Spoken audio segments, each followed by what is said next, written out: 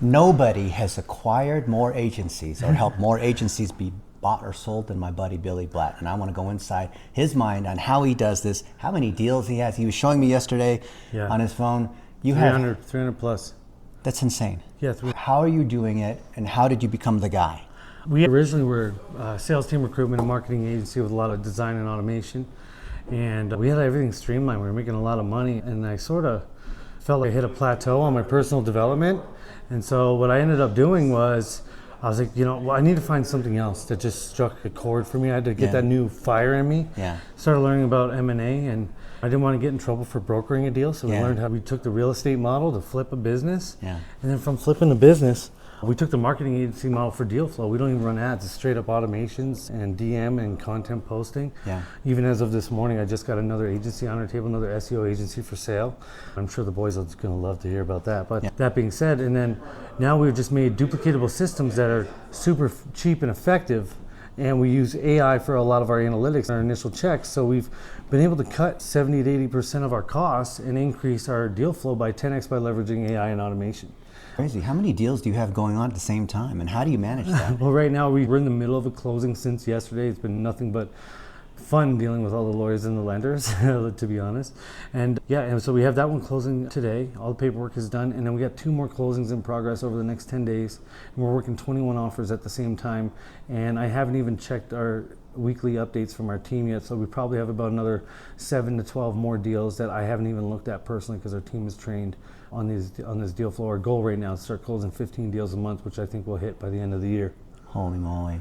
Last time we met, we were on a yacht in Miami. Yes, we are. Yes, and you were having dinner with someone who's selling their agency for $5 million? Something like that. Yeah, and we're still in talks, but nothing's moved. Sometimes it takes a little love to get a deal across the line. So that's why we always preach, don't throw your life on a Hail Mary on a single deal.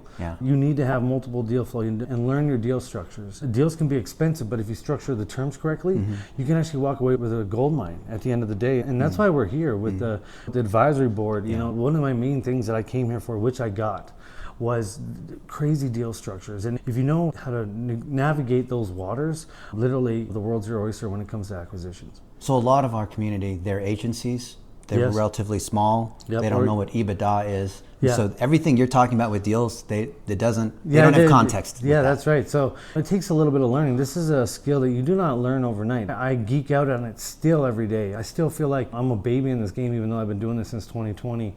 But when you have the right people around you and the right guidance, every day is a learning experience. Not one deal will ever go the same. You got to think on your feet. So for a lot of you operators that are A players, or even you're just trying to get after it, it's almost like similar to a startup grind because it's a new process, right? So you're always learning and you're figuring things out, and you're just taking it one day and one step at a time. And so there's a lot of different resources out there, especially with AI. You can literally type it in, what's EBITDA? How do I learn how to buy a business? What are different kinds of deal structures?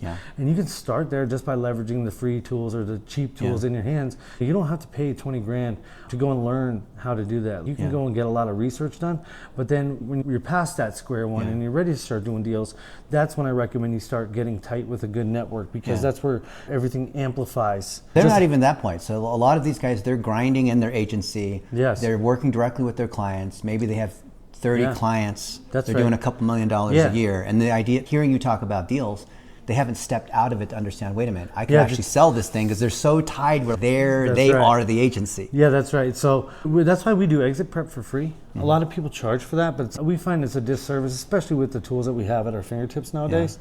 So what does that mean, exit prep? So making sure all of your SIM, so a confidential information memorandum, which is the operations, the sales, the marketing, why you founded it, why you're selling, what are the future developments you see once you do exit, what are your plans once you do exit your company. So it's everything about your business and the reason why you're selling, really, at the end of the day. And then get a month-to-month P&L for the last 12 months, or at least as close to, and then 3 years financials. That's where we start, and we can do a rough evaluation before we deep into your organization.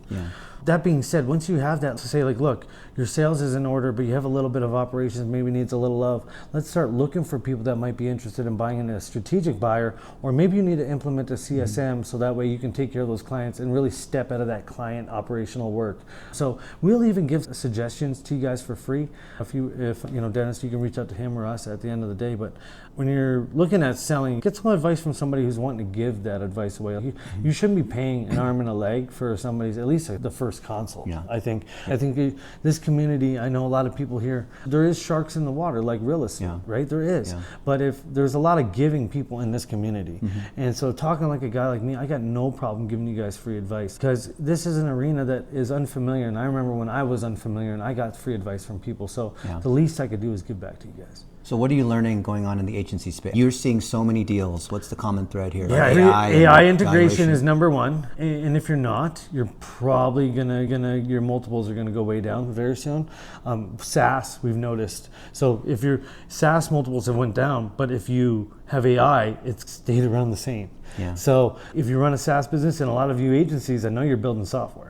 Yeah, and we know you're out there tinkering with Replit and Claude and Comet and all that other stuff. So integrate that AI piece into your asset, and it can be a piece of proprietary tech that you just use internally. You don't have to sell it, right? So it could be something that streamlines certain workflows and processes. Maybe your lead follow-up, maybe it's your onboarding AI agent or contract generation agents, or maybe if you're doing custom work. And so if you're doing those things, you're going to be highly valuable in the market. Okay, so the window we have, and I know Dennis preaches this because I just heard him talk about it. We got a 24 to 36 month window. Take advantage while it's here, but then you can also exit for a max multiple. You can join to be a part of a merge roll up. Maybe wait your 2 years and get your maximum valuation because you're a conglomerate of companies being put together. So highly recommend, think about where you're trying to exit. Is there a reason? Is it just the money? Do you have a new venture? I recommend having at least 2 to 3 years of history, because if you have that, you can get an SBA loan to get bought, or other banks and the financial institutions will take you very seriously. So I highly recommend those things. So Billy, can we call you like the deal broker whisperer? Because you're not just taking a broker commission. No. We do A to Z. We help with from sourcing to organization, seller prep, contract generation, negotiations, due diligence, closing contracts, and transition of assets. So we are A to Z concierge service. What I like to say is we're a tech and AI first M&A firm that helps with facilitation and buys our own assets. Amazing. How do you line up all the buyers? We got over 2,300 investors that have signed our NDA in our network at this moment, and it's probably even higher. That's just a tag that we've used for a while. We're probably at 2,500 now. Yeah. We're getting anywhere from 5 to 15 a day, and that's just from organic and our outreach stuff and referrals. And so we've just been in the game. We've built this book of business. It's not an overnight play to get to where we are. We've seen every deal go. We've seen deals go sideways. We've seen them go great. Right now we're in the middle of a deal that was a bit of a nightmare. Took long because of some people's lack of organization, but that we take responsibility for it, and now it's going across the line here right now. So how do you deal with these agency founders where maybe they have an unrealistic idea of what they're worth? Well, we let them know. We are pretty easy to work with. So if you're difficult to work with, we're just going to say, hey man, we'll go see if you can get that offer, and if you can't, come back. You're not our only deal that we're looking at. So I'm not going to force. It's like love when you're in love with a girl, right? You can't force love, right? So if it's easy and it's smooth and you guys are willing to talk it out and work it out, then the relationship will work. But if you're not willing to talk it out with the guy that's helping you facilitate, then it's not going to work out, right? At the end of the day, there has to be a synergy. You have to like each other. If you have a buyer and a seller and they don't like each other, if they even get to LOI, you're definitely not getting it close. So, and even when you're dealing with a lawyer, you hire a new lawyer and he's trying to blow up all your contracts, fire that lawyer and get a new one, right? So everybody has to be aligned. Without the alignment, the deal does not get done. Are you seeing an acceleration in deal close times? Oh my God, it's going crazy because there's a lot of revenue-based financing and even the stuff that we've learned here with the different deal structures, which we can talk about later.